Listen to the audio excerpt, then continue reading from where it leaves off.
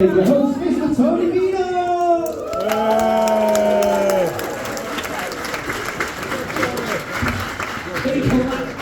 Do you recognise that was me on stage? Yeah. That's right. Good evening. Hello, are you all well? Yeah. Thanks for coming tonight. You all excited about comedy? Yeah. That's good. You're very excited. That's very good. You look up for it. I'd like someone like it's got a good feel to it. There's a few. You've left your coat on, sir. That's not a good sign, is it? And it's staying on. Excellent. Okay, there we go. We'll just crack on then, shall we? Oh, he's doing it. Here we go. Look at this. Look at this. Is that it? No, it's just the lights. Well done, mate. Keep going. Right. So thank you so much for coming, everybody. It's been over a year since I was last year. I compared because I booked the acts and I compared the show last year, and we could do with a laugh tonight. Do you not think? Yeah. And it's been what a year we've got flipping. Since I was here, there's been a war started, inflation. Schofield's left ITV. So it's a disaster out now. It's all right. I've heard he's now the presenter of Would I Lie to You? So that's all. Come on. He wanted to get back into Joseph, but he's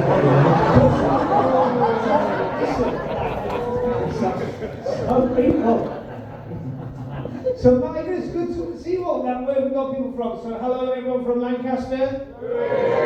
Who has travelled in from, let's see, well, we had a couple of people. Did you get any Morecambe people? Who would have thought they sound happier? Look at that.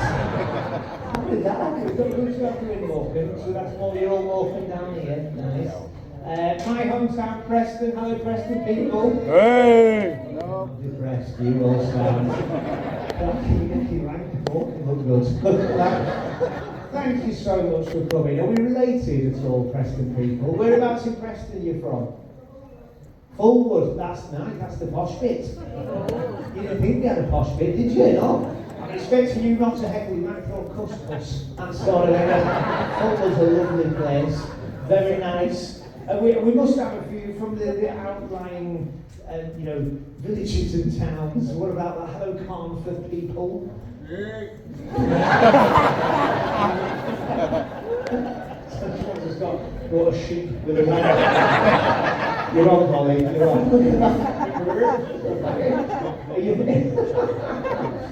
There's a dog just like him. Well done, to Carnforth. Are you on your own, Carnforth? About the same. We've been What? It's a weird speed dating. Come on. I'll get you a pen in a minute. Come on. I didn't actually understand a word of that. You just went. So, are you on your own, or who's? me.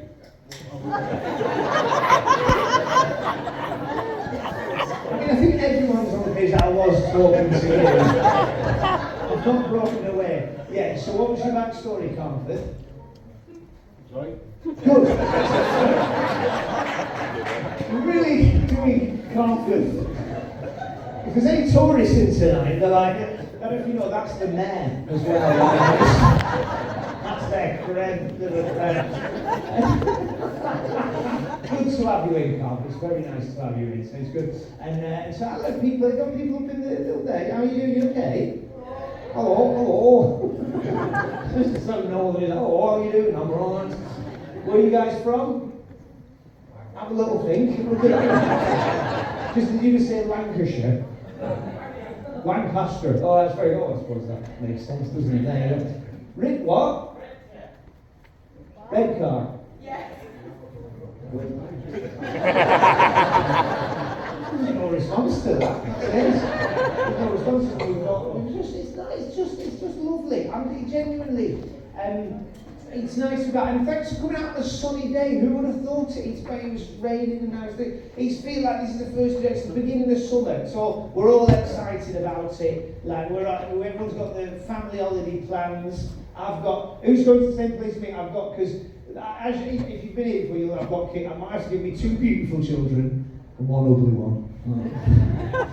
And we're booked in, we're going big this year, we booked in Centre Parks. We've got Sherwood Forest, obviously, which used to be famous for Robin Hood, who stole from the rich, gave to Bullocks, famous as Centre Parks, who steal from everyone.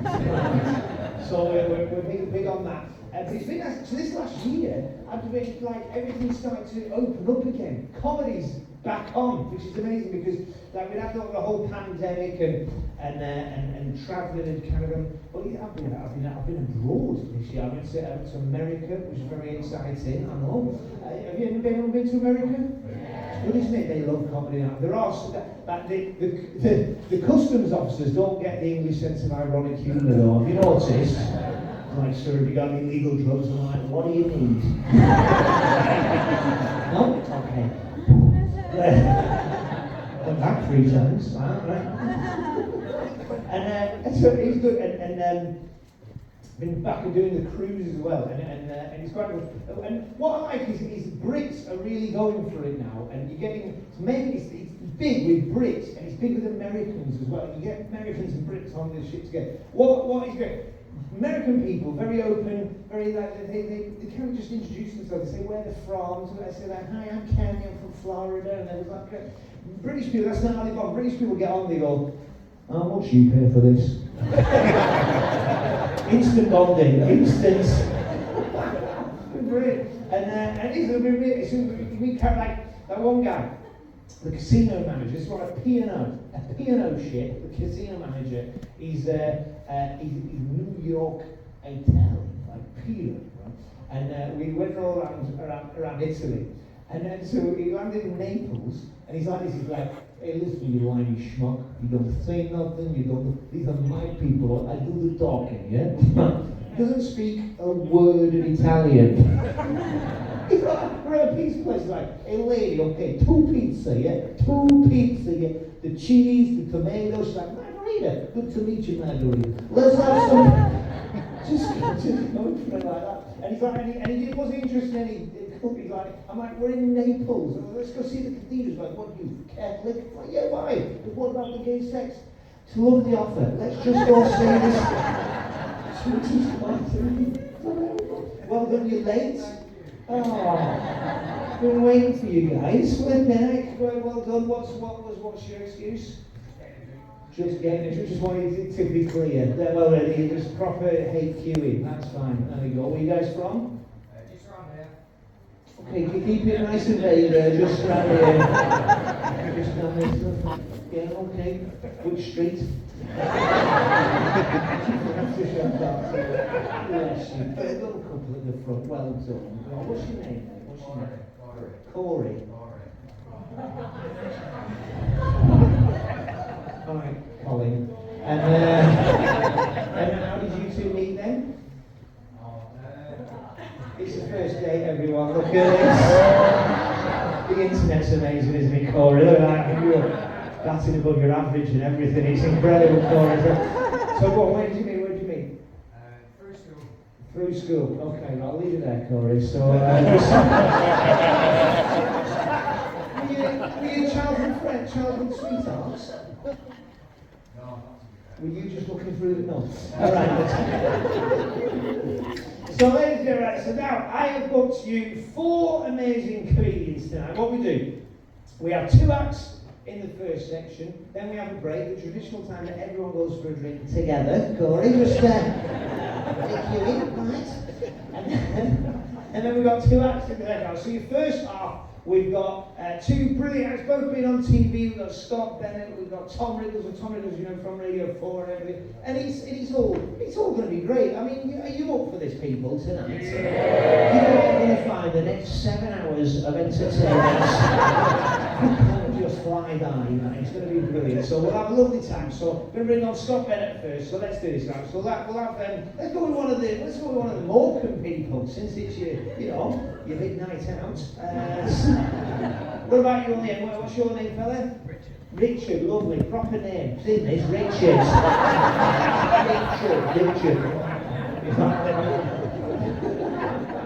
Richard, good man. Are you a Morecambe fella? No. From Rochdale. Sorry, I think there's been a big mistake.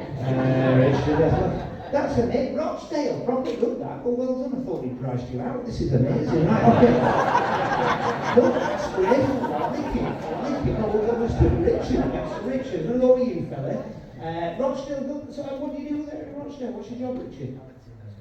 He's a school teacher, or is he on the register? This is a sting operation, Corey. I'll hold him on to you for a minute, that's right. You get back to geography. Right, okay. Right, Richard, school teacher, and what subject you studied? Drama, right, okay. You're alright. You have to be careful because he does know how to find a space. I see you, Corey. No, that is good. No, it's good. It's good. It's very good. I actually were proper homeschooling like over the lockdown, so I felt like I became a teacher. We give you a bit of time off, you know. And, and I didn't really know how to, but my wife, she studied psychology, and she knows about child development. She's into all that. So, so the big thing you'll know about this, right? So there's a child development theory called the marshmallow effect. Have you heard about the marshmallow test? It's been developed in the 70s. You know about this one? Yeah. Oh, basically, what it is, it's all about you defer gratification. So with young children, best thing to do is you incentivize learning. Right? So you basically come from the 90s where what they do, they put a marshmallow before a child, and then they say, you can have this marshmallow now, or you can wait 5 minutes, and we'll give you a whole bag of marshmallows. And all the clever kids, they go, oh yes, I'll definitely wait. But all the thick kids, oh no, you know. And so this that's what so we started doing it with the kids, and it flipping worked. My wife started doing it with me. This is like Tony, you can have a blowjob now, or you can wait till your birthday. You can have a whole bag of marshmallows. Really love marshmallows, me. That's it. Right, Richard. Okay, Richard. Fantastic. Right. Okay. I want you to begin tonight's session. You could actually probably do a monologue for you, couldn't you? Do a bit of Shakespeare or something. But what I want to do is to dramatically stand and open it because it's such a grand, wonderful theatre to go, something dramatic like, come on, people of Lancaster and beyond, let us begin the show. Something really, worthwhile. If you had a career in acting, you would have done it. So, just pretend, right? So it's just to open the show. Please open the show. This is your moment, Richard. And I'll bring on Scott Bennett, and they'll all react. You'll all do it, won't you? Richard, it's fantastic. Here we go. Go on, Richard. Give us your best. Use your diaphragm. People of Lancaster, introducing Scott Bennett!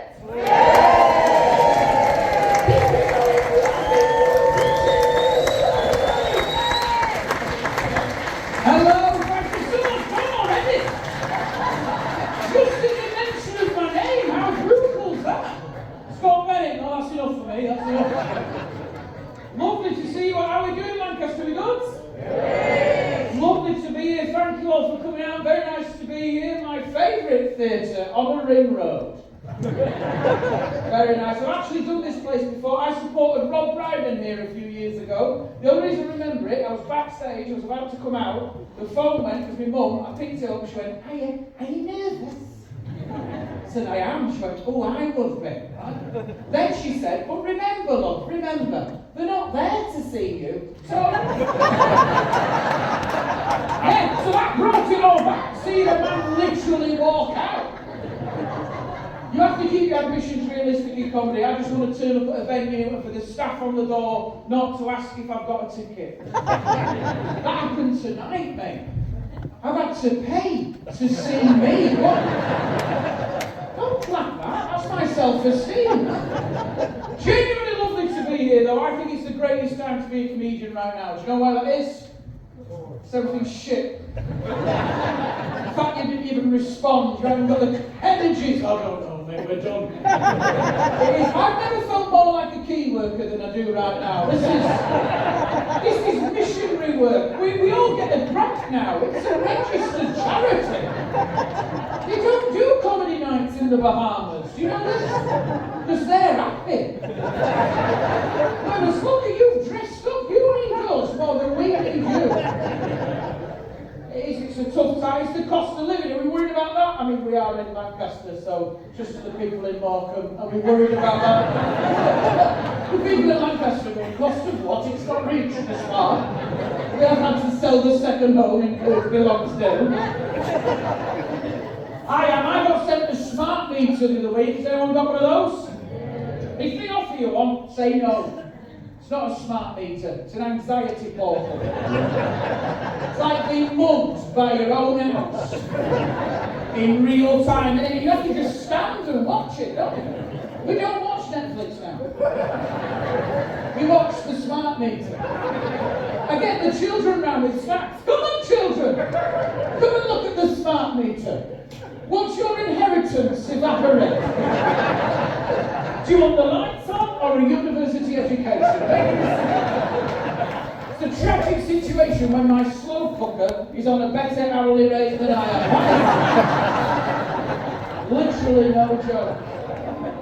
I'm always going to be like when this cold snap kicks in, it's going to go full Mad Max, and I think the only way we'll keep warm is by having orgies, smothered in deep heat. Little man down here, a little wink from you there. I can imagine you making the Lake District rutting in a puffer jacket. Fly your blanket around your knees like a dirty Duke of Edinburgh. Come on! French and straight, come on, love! Get it rolling! It's a tough time, everyone's a bit anxious, aren't they? There was a guy in a gig the other night who worked for British Gas, right? Yeah, and he admitted it. I was like, mate, next time just say you're a registered sex offender. That is a better option. There is less stigma right now, isn't there? He's like, but I work in renewables, you're part of the same regime. It's like saying I work for ISIS, but I just do HR. And it's just do a bit of payroll for those fellas. Someone opened a can and at the end of that, well timed! It's when you know you're smashing a gig when one bloke just goes, cheers. Speaking of ISIS, right, just, did anyone else think they went quiet in lockdown? I'm sure I'm not the only one to notice that shit. I woke up one morning and I thought, where are they? Because it was full on and then nothing, wasn't it? Do you know what happened? I think they were furloughed. I really do. Because you can't do that shit from home. Sitting around all day in your Death to the West pyjamas, doing Zoom quizzes, trying to do Joe Wicks in a full balaclava. That's too much, Joe. I can't do the burpees. Not in this vest. I tell you why they stepped back, right? Because that pandemic created more fear than they could have only dreamed of, didn't it? Because at one point, I was washing my own shopping. There's a couple of other melons in as well. That was a weird thing. What's Daddy doing? He's rinsing the beans! Saying to the astronaut, where do you want it? Straight up in the bath, mate. That's what I was soaking the rigatoni. That's what I do now. Wednesday, I get in the bathroom and shopping then. If I open it up, I'll make dinner. Come on. Cleaning cucumbers over the sink, man. Stay safe, kids. Daddy's got it. If you're wet wiping, wait for thin ham. They've won, haven't they? Food prices have gone through the roof, haven't they? We've started growing our own now, Lancaster. I must admit it's working, because we're so stoned, we regularly forget to eat, mate. Kids are on a cheese slice a month for all our tits. Paid that loft off twice, I tell you. We do all sorts of stuff. Gemma, my wife, she said, we're doing a freezer eat down. You done one of those? Where you clear out what's in your freezer? It's mad, isn't it? Every meal's a surprise. It's like frozen tapas. The other day we had sweet corn, potato waffles, falafel, and breast milk. And I thought it was cod in butter sauce. Label your Tupperwares, people. Everyone's angry. My dad rang me the other day and said, that's it now. We're going to have to take to the streets. We're going to have to riot. You're 75 now. You've got sciatica. The other week you came home from a garden centre because it was a bit too busy. You ain't taken on the tear gas, dickhead. Imagine my dad throwing a petrol bomb. 1.89 a litre, not happening, pal. There's only one place he's throwing that, straight in the Volvo. That's where that's going. You can't get pensioners to riot, can you? What do we want? Can't remember. When do we want it? Not during the chase. Or speak to the grandkids during the chase. I think he's got a point. I think the world's moving too quick as well. I'm sick of technology. I am. I'm drowning in it. I'm sick of being online having to prove that I'm not a robot. So that is the world's most boring quiz. I think it's all bollocks, that, you know. It's like, of course I'm not a robot. Why would a robot be buying car insurance? Do they know how good AI is? It can replicate the complete works of Shakespeare. It can compose symphonies in seconds, but show it a picture of a fire hydrant. Baffled, apparently. What a way to kill his heel, that is. Who designed that? Don't mention the hydrants. When the machines take over, which they will, I'm not stockpiling weapons or building bunkers. I'm running at them with 3 pictures of bicycles. That's what I do. If that doesn't work, I'm getting the traffic lights out, let me tell you. Sick of these smart motorways. Terrifying. I was on one the other week. It flashed up on the gantry. It just said, caution, oncoming vehicle. They left us with that. 6 junctions, mate. The mayor's going to put good luck, everyone. Do you know how difficult it is to dictate a will via WhatsApp voice note? Shitting myself. Parents bought me a video doorbell. That's ruining my life. When I'm not watching the smart meter, I watch me doorbell. Sitting in my own house, watching black and white footage of my own fucking street. Like a shit Columbo.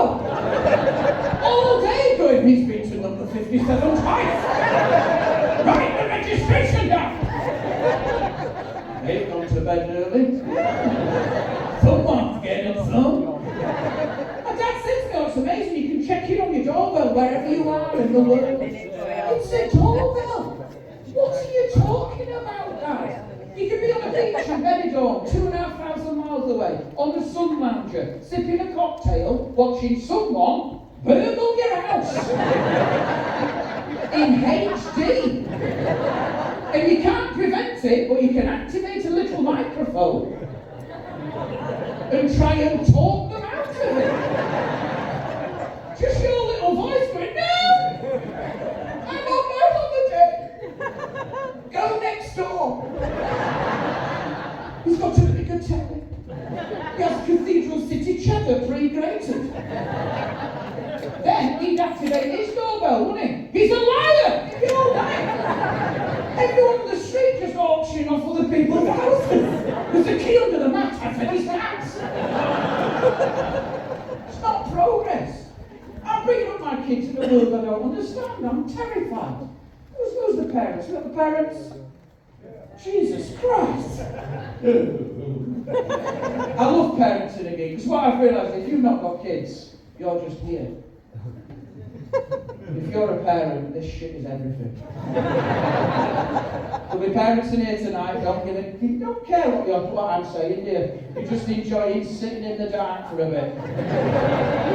Yeah, this is a spa weekend for parents. Look at her, you can see him. Oh, so goodness. Don't make me go back to those dream stranglers, Scott, please. I get it, I've got 2 young kids. I'll say this now. When they went back to school on March the 8th, after those lockdowns, I honestly think it was the greatest day of my entire life. I sometimes get aroused just thinking about that. We were met at a game had a teacher, right? She came out, she was in an eye-vis, she looked like a fluorescent angel.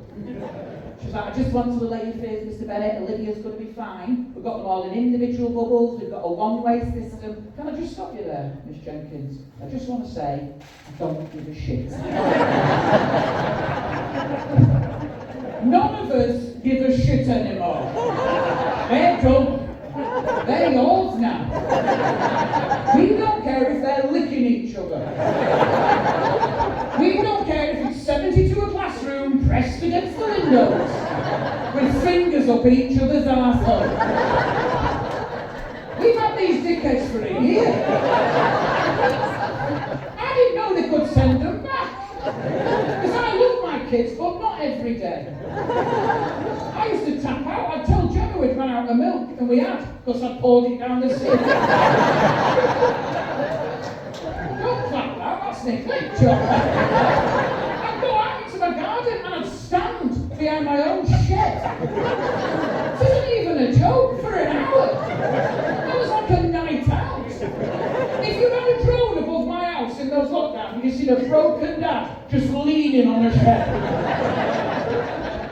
I was there so long once she came to find me, I was on my phone, she snatched it off me. She went, "Get in, you prick. I want to know what's more important than your children." She looked at it, she went, "I'm tired, I'm emotional, I need your help, and I find you stood behind the shed, Googling this. What is MC Hammer's real name?" Is that important? Yes, it is. Been bothering me since 1993. She got me back later on, we were in bed, I put my hand on her bum, she went, "Piss off, you can't touch this." So she won. One man trapping MC Hammer. I'm not apologising for seeking solitude. I'm a man of a certain age. We go weird. Men go weird at 40. One day we wake up, we drive past a monastery, and we look and we genuinely think, looks alright in there. There's a lot of men in here, I'm not going to point them out. And they're a pair of sandals away from going full fryer, let me tell you. They're having a little daydream every morning. Just popping in there for a weekend. It's a fantasy for every man. If it wasn't, why do we start looking like them? As we get older, our inner monk comes out, doesn't it? It does. We get the pot belly, we get the bald head. We start spending all day in our dressing gowns, mumbling bollocks. We take up our celibacy, not our choice, but it still counts, mate. The evidence is there. We wake up one morning, put on a pair of Crocs and think, these are alright. That's all these monasteries are, they're just tired dads. Said they were putting the bin out, kept walking. They're only in there because they don't want to go to Dunelm on a Sunday, that's all it is.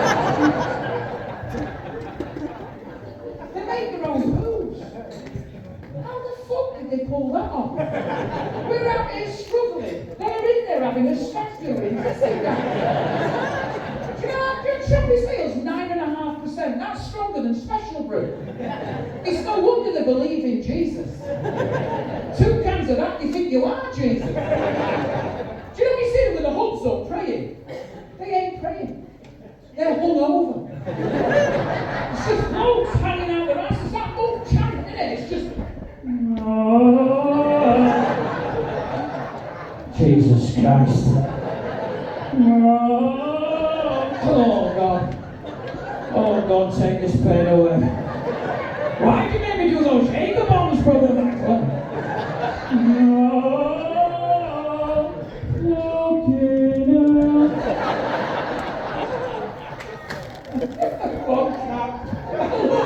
That sounded sarcastic, that, didn't it? I love that because you've had an email go around going, just one person clap, never work as a group. Thank you. I love that bit because the women are laughing, the men are like, you've given away my plans now.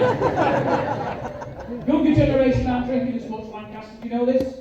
Because they can't make mistakes, because of social media, everything's recorded. They're wrong in 2023, they get fired in 2043, it's happening all the time. When I was 15 at a house party, I got drunk and pissed in my mate's fish tank. Not proud of it. Well, I am a bit. Because I think it was on top of a piano. Must have had to walk it in as a pressure dip. At least I didn't have to relive it 20 years down the line in a boardroom with Linda from HR, did I? Is this you, Scotty? You're doing this on this video? I'm afraid it is, Linda. I was naive and stupid. Well, that might be the case, we're going to have to sack him.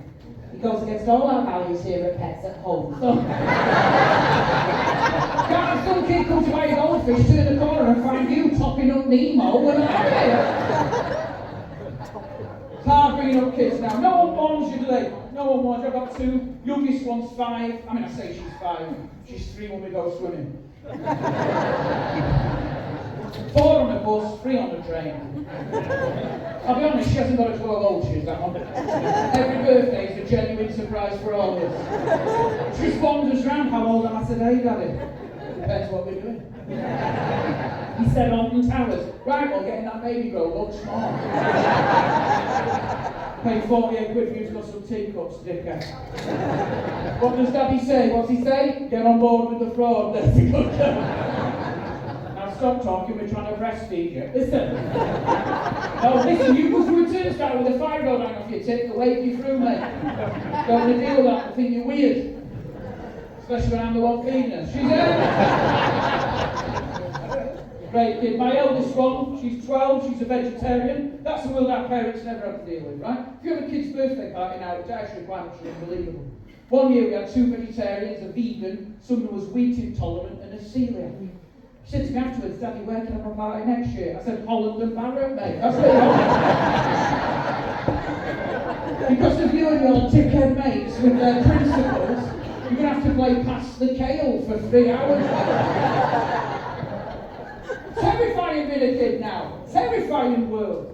She said to me the other day, she said, Daddy, I'm worried about the environment. I said, please don't worry about the environment, baby. It's the adults, we sorted it, yeah? Because we've done the carrier bags, and we've changed the straws. So it's done now. Even as I said it, I realised how ridiculous that was. That's all we're willing to do, innit? That's as far as we're willing to go. We've done the straws, looking back off, Greta. Can I just say something now, Lancaster? Those straws are awful. Yeah. Now you're clapping! These are your priorities. It's like a rally in here, now, isn't it? I would rather have 10 years less on this planet than another 10 minutes with one of those straws. They make me irrationally angry. Have you tried doing a McDonald's milkshake with one of them? By the time you get to the end, it's like sucking through a receipt. All in my mouth, full of eating it. Go through the drive-thru, get a milkshake and 11 straws. Of all the materials to submerge in liquid, cardboard. Are they on crack in there? Cardboard. I mean, it's like smoking a roll-up in the shower, you motherfucker. Have you never left a box by the bin when it rains? Cardboard? The other week I had to take the lid off and scoop, mate. 43-year-old sat in a retail park eating a milkshake with a Tesco club card. I look mental, people walking past. I'm going with it for the environment. It's absolute madness. I think it's just a tough world, isn't it? How old are you, mate? You look quite young. How old are you? 23, I can feel your tight squirrel balls from here. Looking you down the front, looking at me, full of hope and dreams. You look so fertile, it's coming out your eyes. Walking through Lancaster, pregnant. Full of dreams and Instagram posts. Fuck you, mate. So I'm 43 now, mate. It's brutal. I'm done with shit. I've had enough. I'm done with festivals. That's 40's the cut off. Would you agree with that?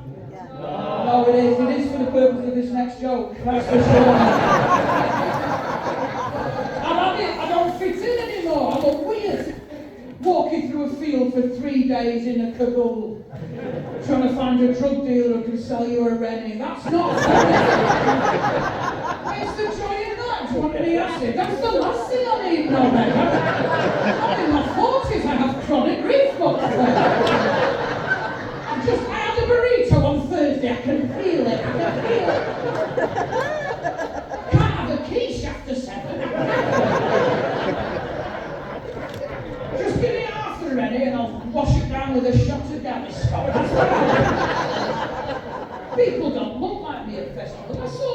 nephew at Glastonbury, he came up to me, he had them holes put in his earlobes.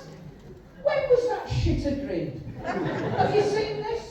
Makes his face look like a camping ground sheet. I don't know whether to talk to him or peg him down. What's that going to look like when you're 80? I suppose he gives somewhere for a nurse to hang a drip, doesn't it? I was talking to him one day, when he was around our house, I was talking to him, I'm not listening, I'm just staring through his head. Every time people move in the background through those holes, looks like the only entitles to a James Bond film. I thought I was watching Moonraker, just seeing the actors drifting in, waving. Going to the buffet, but Gemma's amazing, we've been together now 2 mattresses. 15 silent night years, we have the nights in, snuggled up on the sofa, each of us on our own phones. Just browsing through Facebook to find the people we should have married. That's what we do.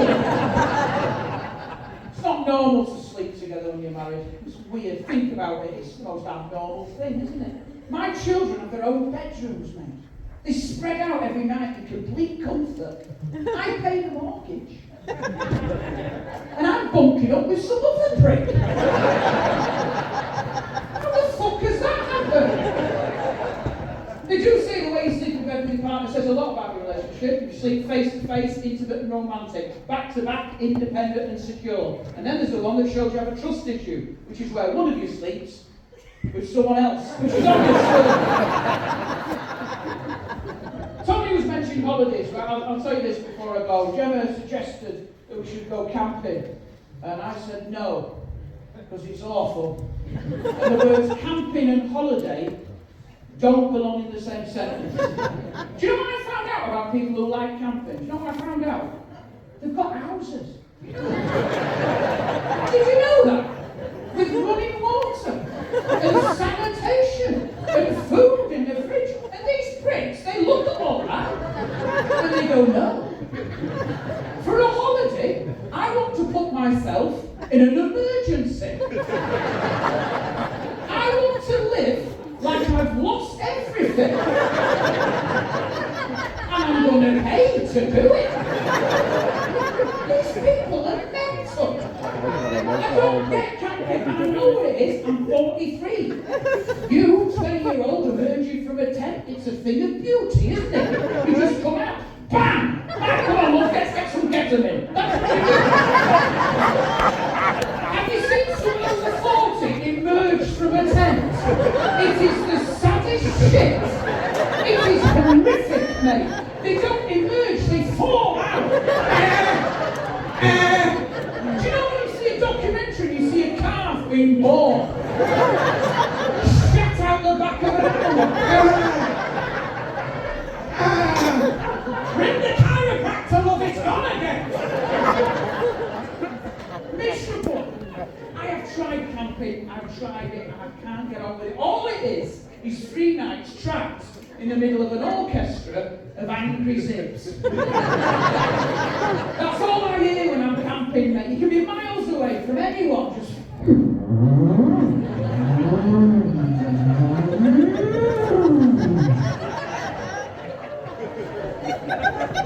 Where are these people going? They are the longest zips.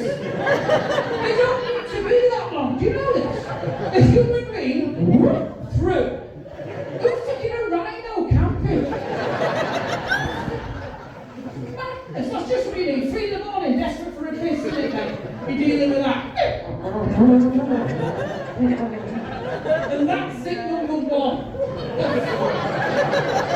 Who wants a gang? Goes, you know what this needs? 3 more zips, mate. All go in different directions. Trying to get out of 10, not do a game on the fucking cube, mate. The amount of times I've pissed in a shower kettle, it's unbelievable. This tea's so sweet, it's all grey. The temperature of a tent defies physics as well. At night it's as cold as ever a space camp. In the morning it's like waking up inside a samosa. You're like, how's this work? Does the campsite slip towards the equator? you, mate? She's like that. Looked like she'd been in an air fryer. We were so miserable, we couldn't cry because we couldn't produce the tears. There's only one good thing for camping, and I'll leave you with this. It's when you sat up in front of your tent, mate, and you sat there in your camping chair with your feet on the cool box with a cold beer, and then new people arrive.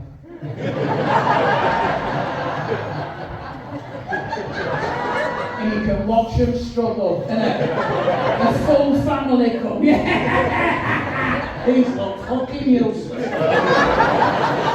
Yeah, the ground is hard, no, bet you. He's put pole A where pole B should be.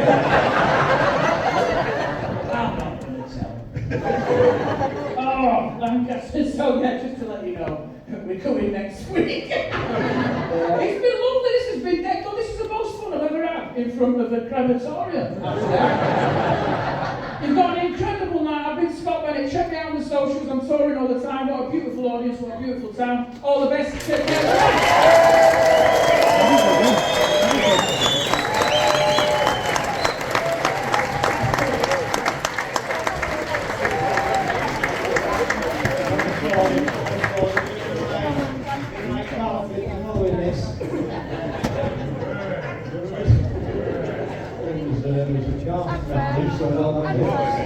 Right, ladies and gentlemen, it's time. Next way on, we have comedian number 2 of the first section, and he's Tom Rhodes with the guest star on Radio 4, and all over. He's amazing, absolutely lovely.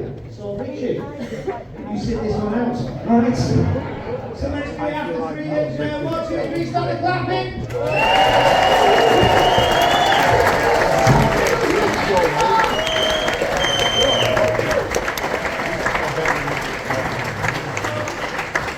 Good evening. Hello. I was bumped off for a second there. You up? Coffee. But thank you for the quip. He was asking whether it was tea or not. I just corrected him that it's coffee. Thank you. I always start off like that. It's perfectly normal. It's weird, isn't it? Just relax. Just relax. I know what I'm doing. It's going to be absolutely fine. I'm so delighted to be here. I will start off with that. Before we get going in earnest, I will just say that I love Lancaster. I really, I like the north. I like being up north. I identify with being northern. I went to London recently, and I don't like. I mean, apologies if there's any southerners among. This doesn't. I don't mean to offend anyone, but they just up themselves. Well, I'll tell you an example. I went to London a bit ago for work commitments, and I went to a party. It was a friend of my wife's, more accurately actually, a young couple, very London, very progressive. And they had this little soiree. She was pregnant, she was massively fit to birth pregnant, you know. And they had this little party, and at the end they lit a firework. And the firework was full of pink or blue confetti. And it was used to reveal that the parents are twats. Brilliant. I mean, it's really progressive as well, you know, because when I was a lad, you had to wait for sports day for the dad to reveal it was actually an knobhead. But now they're able to announce with pyrotechnics. Wanker. Good to get it out of the way. I like coming up quite this is the north. I mean, they've been very north here, haven't we? You must feel uber northern, like it's very northern. I mean, I saw a classic northern thing actually in Lancaster. And on the way here, I stopped off at Tesco, the Tesco Express, the sort of baby ones. And I saw a classic Lancaster fella, you know, typical, well, it was pissed. And he was shouting, and he was shouting because, excuse me, love, excuse me. Can I get a can of Stella with the meal deal? I can't believe what's going on. This guy, this is brilliant, right? But then I think this is why I like the North, because there was a female member of staff. She was halfway up a set of step ladders just facing up some hot noodles. And she turned around and said, yeah, I don't see why not. But yeah, and she standing it through. What a prize. What a prize. I mean, I get, and whenever I travel about a bit, which I have to do, I always end up in scrapes, really. I prefer to stay put, you know. Like big outing I had, it's a couple of years ago now, but I'll share the anecdote with you, it seems relevant. I went to Amsterdam on a stag do. And typically Amsterdam on a stag do, I don't know if you've ever enjoyed that kind of thing. But we went to a live sex show, as you can live gutting on stage, absolutely extraordinary. Quite theatrical, dramatic, I'd say, quite comedic in places. I mean, the lead male couldn't get an erection at first, and we all laughed, you know. And to his credit, he went on found wood, and he went like a fucking train. He really did. I mean, it inspired the guys sat behind me from Wigan to shout, "If it fucking plows!" Really knew what to make of it. But before the live sex, we were treated to a warm-up act, you know, a stripper. It was a stripper. You know. She was very good. I mean, elite level. They only have the best over there. And she was called Mercedes. And she came on and derobed in time for the music, a joy to watch. And I'm sat where you're sat, right at the front line. And Mercedes is naked, looming over me like this. And then she did something that I will take to my grave. Because she reaches down and she removes my friend's spectacles. Removes the spectacles, folds them neatly, bit of a shimmy. Follows that up with a complete insertion. I know we used as well, I apologise, but she removed them, unfolded them, and popped them back on his face. Absolutely horrific. I mean, imagine how I felt. I was sat next to him wearing contact lenses. So I panicked. I'm not going to to lie to you. I panicked. I said, well, stand back, Mercedes, I'll dab it on.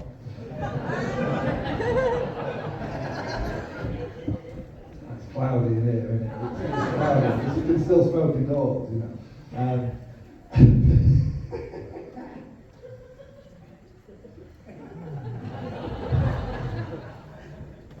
And I get into scrapes. I mean, I was tell you, this was just before the coronavirus outbreak. I went to Dubai. Has anyone here been to Dubai?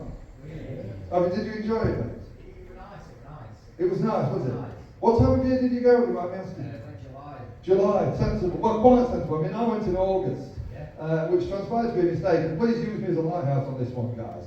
Because I didn't know what to expect. And I said to my friends I'm going to Dubai in August, and they tried their best to talk me out of it. They said, Tom, you can't go to Dubai in August, that's fucking mental. I mean, it's mental. It's nearly 50 degrees. That's what they said, nearly 50 degrees, you know.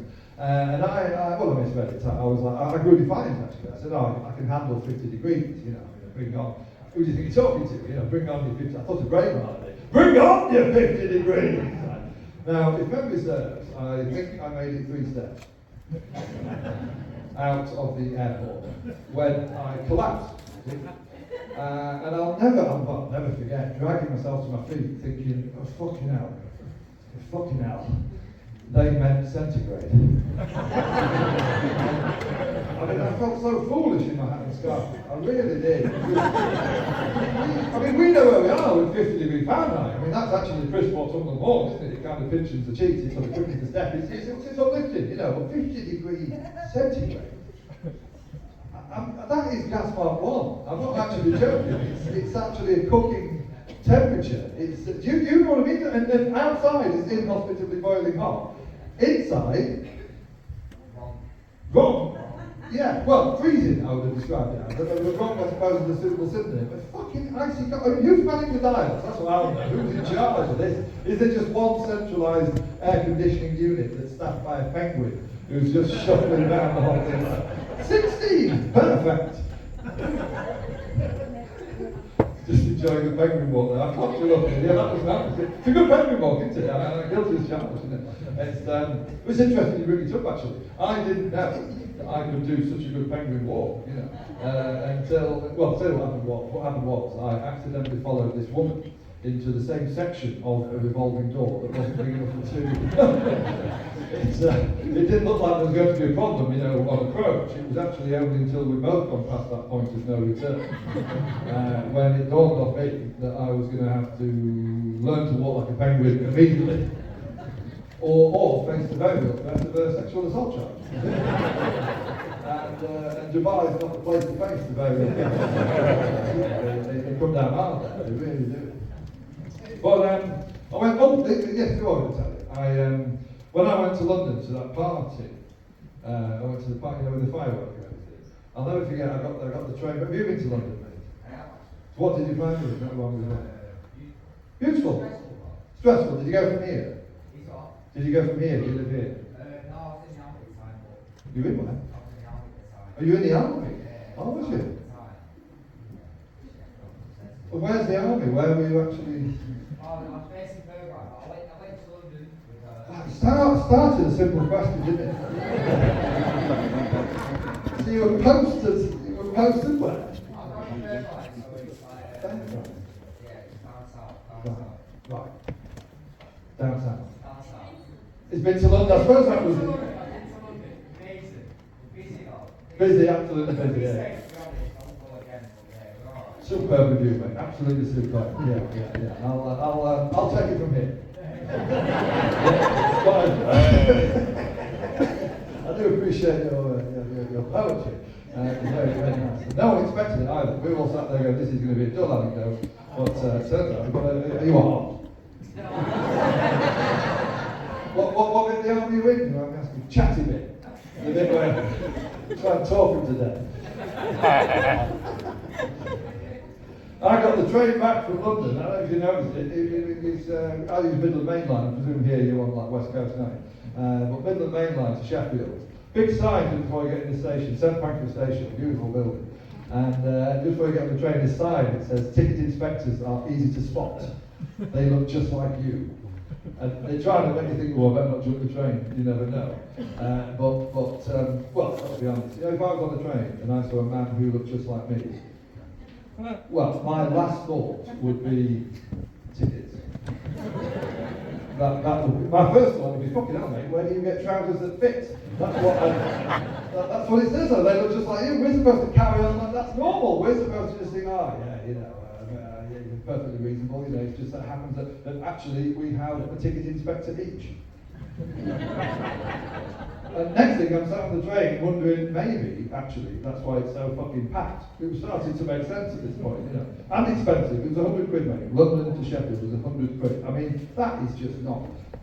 That's not sustainable, is it? 100 quid. I mean, but it's got to be expensive when you think about it. It's inevitably... I mean, it's expensive by design when you consider that out of everybody on the train, half,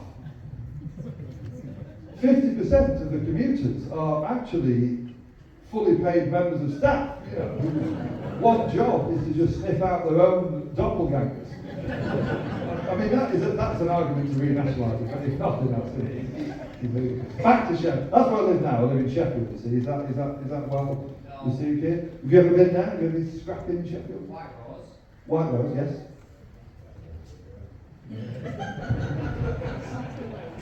Is that what you just see it as a county? No, it's fine. I mean, in Sheffield, this is Yorkshire, and I have to identify with being from Yorkshire. You know, I don't mind. It's good. As it's up and down, I mean, we get accused of being tight-fisted. You know, that's the big negative, isn't it? You got a tight-fisted Yorkshire bastard. Like when I go abroad, like Manchester, something like that, people will cross the street and say, "Oh, tight-fisted Yorkshire bastard." And I mean, it's true. I'm not doubting that. It's just annoying that they have to point it out. I mean, the Humber Bridge illustrates it quite well. Do you know the Humber Bridge, mate? You look like a man who's on top of civil engineering. You don't know it? Right? No. You do. You fucking kidding me. You'd love it. It's a massive suspension bridge. It's a beautiful piece of kit. It's what? In Yorkshire, Liverpool. Never been that. No, you won't bother with it. It's too far. No, just stay put, mate. Just stay put. It's actually a toll bridge, I suppose. That's what you need to know. It's a toll bridge. Toll bridge, mate, in Yorkshire. But the thing is, it didn't used to be in Yorkshire. It used to be in Humberside. And then they moved the county line. Imagine that. They actually redrew the county line. Now it's in Yorkshire. And now it's £400 million in debt. Exactly. They reckon that's just because Yorkshire people don't tolerate a toll bridge. You see, Yorkshire people just drive up to it and go, £2.70. Fuck off. Chap, we tie kids together, we'll swim this bastard. I'm not paying it. I mean, anyone who cheered from Sheffield might remember this, that, well, it was pre-COVID, but Sheffield had a charity event, a charity knitting day. Charity knitting day. I mean, the city came alive. It really did. It was like Rio de Janeiro, you know, just for a Sunday. And they advertised it on the BBC Radio Sheffield. This advert came on. I was listening to the wireless. This cartoon Yorkshire voice filled the air. It said, "Come to Town Hall on Sunday because we're having charity knitting day." And And don't worry about wool. We'll supply wool. We knitted blankets for premature babies. That's town hall on Sunday. That's a good cause, isn't it? That's very noble. Beautiful cause, beautiful cause. I'm just saying that's no coincidence. I mean, they must have sat there at some council meeting, working it all out, going, right, well, we booked the town hall. All we need to do now is decide what we're going to knit. So, Brian, what have you got? Oh, well, I was thinking jumpers for poor kids. Oh, that's good, Brian. Yes, but if you got them, Brian, we're paying for the fucking wool, Brian. You know, think of something a bit smaller, Brian. You know, let's not go back. Oh, blankets for babies. Oh, better, Brian. Yes, but this is real fucking wool we're talking about here, Brian. It's not that polyester mix shag, Brian. Think tiny, man. Blankets for premature babies. Excellent, Brian. That really is. I mean, that's touching and tight. Now, can you imagine if Brian had piped up and said, ponchos for the morbid diabetes? Civil unrest, it would have been. It would have been civil unrest. It's, I'm actually a strange, I describe, at the moment, I'm a strange position in my life, in so much that I've got young children, you see. Have you got children, mate? Yeah. You haven't? Have you got designs on them? Would you like to? One day? One day, maybe one day. One day, when you settle down. It's good. I mean, I've got two, that's the problem. I've got a 5-year-old, absolute nightmare, and then I've got the other one. I can't remember the age of the other one now. You get bogged down. I can remember the gap. Anyone who's got more than one kid, just remember the age gap, don't you? Then you add it on. So, yeah, 5 and 5 as well. They're twins, that's it. I got that a bit sooner, mate, to be honest. But problem is, I've got 2 young children on one side, and I've got ageing parents on the other, you know, and it's kind of fulcrum in a perfectly balanced system of risk. It's a nightmare. And it's happened so quick, you know. I mean, my parents have just suddenly got really old. I mean, for a long time, my dad has played fast and loose with reality, but just recently, in the last 6 months, my mum has tippled into doddering. That's the only way you can describe it, you know. And my biggest fear is that my mum will get up in the middle of the night, you know, to go for a slash, and she'll fall down the stairs. That's my biggest worry. So I put a stair gate, installed a stair gate, did it myself, you know, straight to the mule post. I've got an 18-volt, 2-volt cordless drill. I've actually got the matching impact drive, but I got that kit only because it shares a battery and the charger with the drive. You know, frees up valuable space in the tool shed. You know what I mean? Obviously, I didn't use the impact drive on the fucking stairgate. Maybe I got back in the mule post, just even next door to code back. But what is? Guess where I got the stairgate from? Mothercare. Mothercare. Is this even on? Mothercare. What's wrong? It was from my mum. Jesus Christ. Mothercare. Forget it. Forget it. Doesn't matter. All I'll say is it's peace of mind, and you can't put a price on peace of mind, can you? You can't put it. I mean, it's very. I mean, I went to see my mum before I came out. Actually, she was absolutely fine. She was delighted. I mean, she was sat in the doorway, bouncing up and down.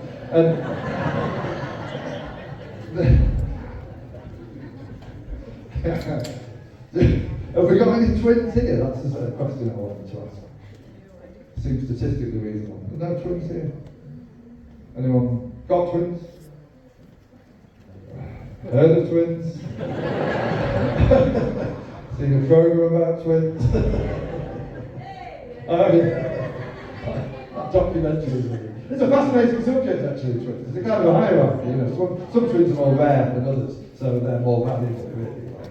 Identical twins are top, fair to say. Identical twins are freaks, actually. They're absolute freaks. I'm glad they're not here. Because identical twins started out as one baby, mate. Actually, back in the womb, it was one baby, you know, just sort of bobbing about. And I'm not fully across the biological literature here, but I think what happened is that the baby in the womb, it must have sneezed, coughed and farted at the same time, because it managed to express so much force that the little fucker copied itself. I mean, did you even begin to imagine that? That's what, you just sat there bobbing about, that's all you're doing all day. Don't still just bobbing. You know, you might have stopped at 2:30 in the afternoon to have your photograph taken side on, but after that, back to bobbing, and then suddenly you just went, chump wallop. Next thing, there's someone sat next to you. I mean, what the fuck is going on? There is actually someone sat, and they look just like you as well. We shouldn't gloss over that, you know. I mean, no doubt they turn down and say, tickets please. Okay. Tickets please.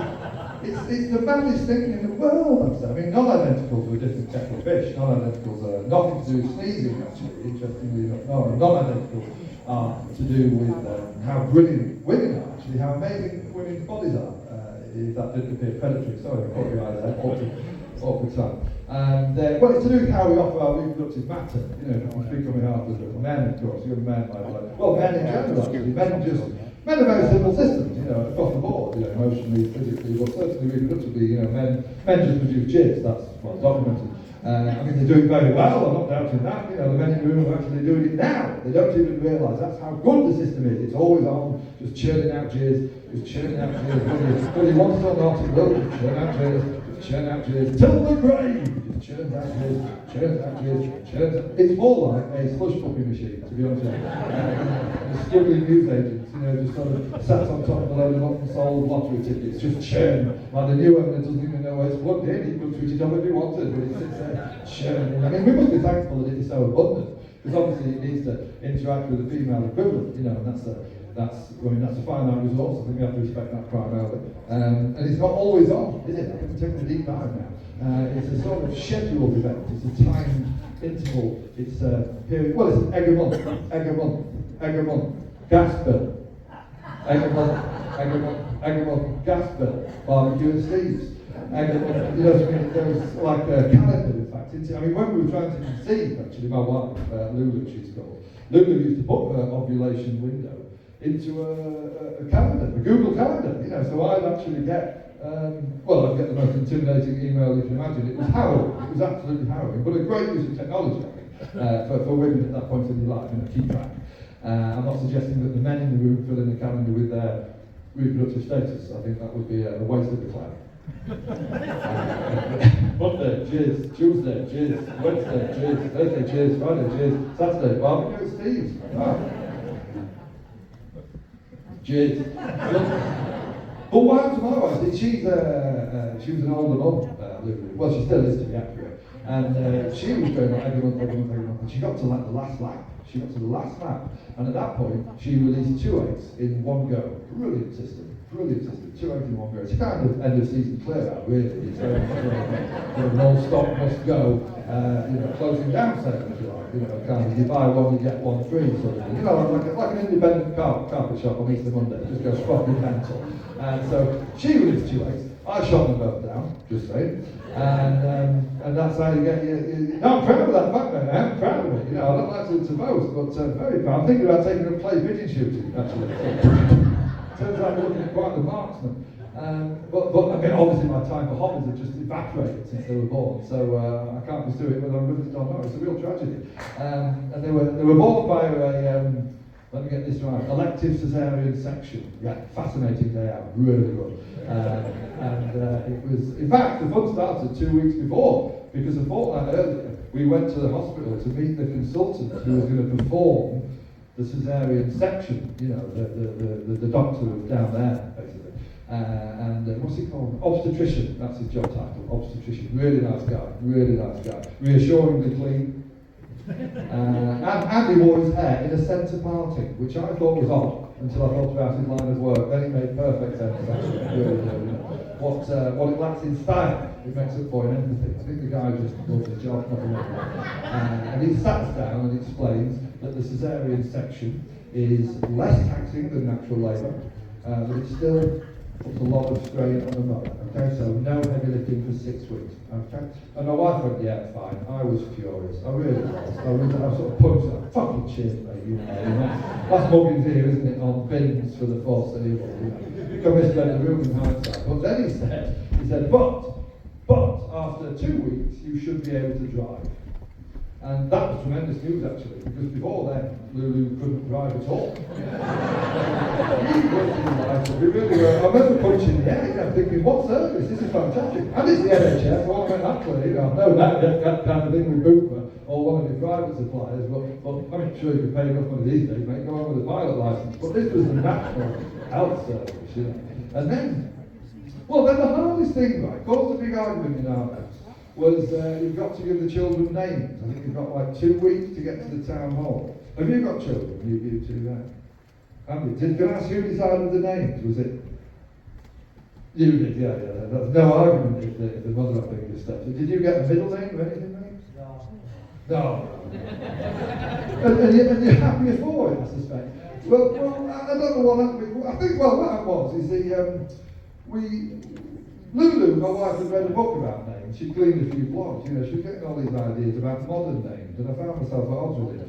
And I don't know about you, but I mean, well, basically, as soon as we knew it was twins, and we knew it was twins really early, actually, because Lulu did 2 pregnancy tests, so we just kind of knew, And, well, the consultant laughed at me about that. The consultant said, Tom, that's not really how we tell. I said, look, mate, you just stick to teaching her how to drive in 2 weeks. So, stay in lane on this one, pal. I'll deal with the domestic issues. You stick to yours.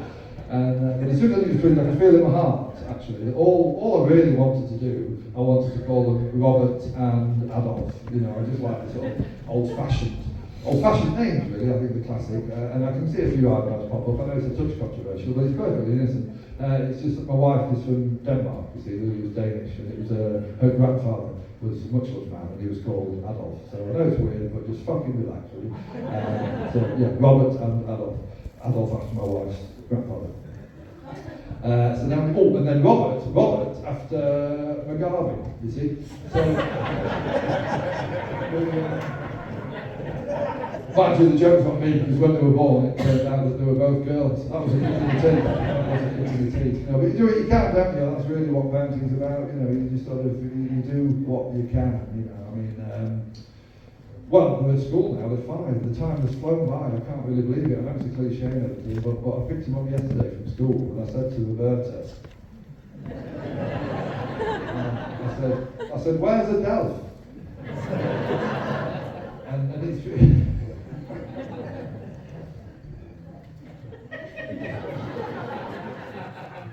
Lovely car. And it has been mad. And what was that whistle? Was that a whistle? What?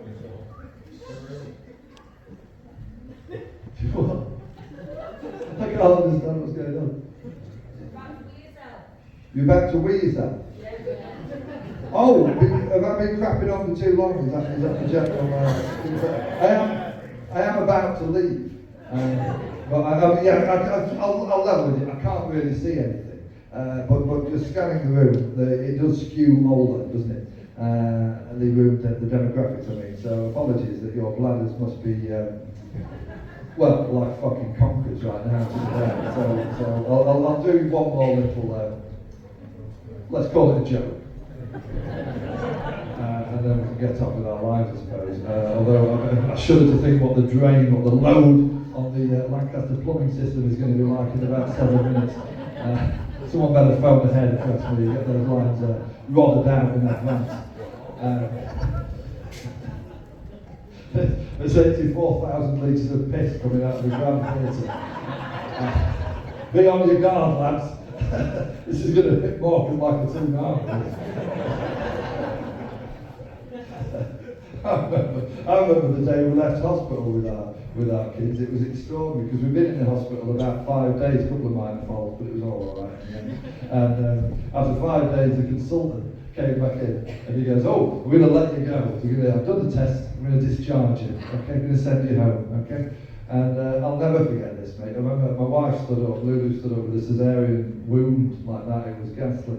And I had to carry the twins, in their legally compliant car seats. And huge moment, because that was the first time, like as a family, that we went home. Lulu drove. That was ridiculous in fairness. That really was. I'm going to write to that consultant. I want to get a bit more time because I just think it's wrong what he's doing. It's giving hope to the hopeless. Jesus Christ. Where's the due diligence? First question. Where was the due? Could I have done more? I sometimes think about that. I certainly smelt a rat as we kangarooed out of the car park.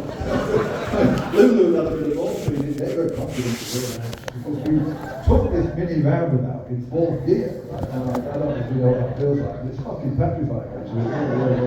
We scorched past Wetherspoons on 2 wheels. It was ridiculous. Some of the lads outside, enjoying their morning pints, they actually held their crutches in the air.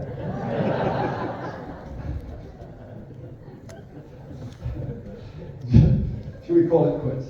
I mean, mean, it's been very nice chatting, don't get me wrong, but I'm good looking at those empty glasses with people now crossing their legs, pressing on their bladders, going, for fuck's sake, for fuck's sake.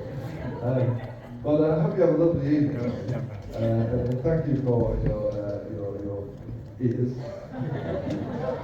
I'll hand you back to Tony. Have a lovely weekend, everyone. Take care.